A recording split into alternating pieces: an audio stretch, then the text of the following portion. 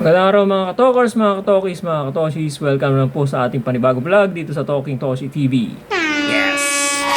Alright, maliwanag na kasi liwanag na ng araw ang magiging pares-pares o paresan. No, paresan, ano? Okay, hindi, yung pairings ng ating playoffs simula ng quarterfinals, ano? Isa na lang parte o isang bahagi na lang, dalawang pares na lang ang hindi pa masyadong malinaw. Pero ano na 'yon? Madali na lang 'yon kasi yun malalaman na natin bukas. Okay? So ang format natin ulit, ire-refresh lang po natin ang inyong mga memories, no? Crossover, ano? So Group A, Group B, no? A1, ibig sabihin ng A1 yung number 1 sa Group A, kakalabanin yung B4. Okay, B4. Tapos yung A2, kakalabanin yung B3. At yung A3, kakalabanin naman yung B2. Yan po yung crossover na format, no? Sa pagitan ng Group A at Group B, yung top 4 teams, ano? Alright. I-assign natin kung sino-sino yung mga yan, ano? Okay. Sa yung Group A, ang number 1 dyan, TNT. Sunod ang Meralco.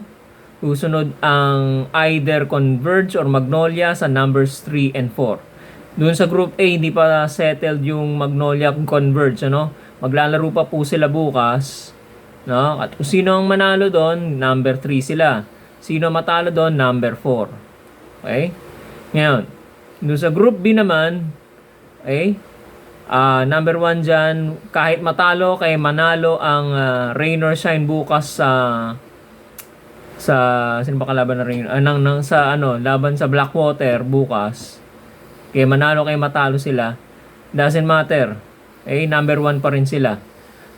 Pangalawa is San Miguel. Pangatlo is Barangay Ginebra. Tabla sila at 6-4. Pero dahil mas mataas ang quotient, mas superior ang quotient ng San Miguel kaysa sa Ginebra, number 2 ang San Miguel. Okay? So, number 4, NLEX. Bakit NLEX na? Sinarhan na nila ang pintuan. Sinarhan na po nila ang pintuan para dito sa Blackwater bossing. Ano? Okay? Kaya, hindi na sila makakapasok. No? Sila na po ang papasok dahil nanalo po sila laban dito sa Barangay Ginebra. Okay? So, TNT, NLEX ang isang pares sa quarterfinals. Tapos Meralco, Ginebra. Yan. Meralco, Ginebra. Okay? Tapos, yung mananalo bukas, kalaban ng San Miguel. So, San Miguel Beermen versus yung winner ng Converge Magnolia bukas. Okay? Ngayon, yung rain or shine ng kalaban, yung matatalo naman sa Converge Magnolia, yun yung magiging number 4 sa kabila. Okay, so kompleto na po yan, ano? Yan, nabanggit ko na po sa inyo. TNT, NLEX, Meralco, Ginebra, okay? San Miguel, yung number 3 bukas, either Converge or Magnolia, yung mananalo doon. Tapos, rain or shine ng kalaban naman yun, yung talo sa Converge Magnolia. First game po ang Magnolia. So, maaga pa lang malalaman nyo na kung sino. Malalaman na natin kung sino ang magiging kalaban ng rain or shine o ng San Miguel Beermen.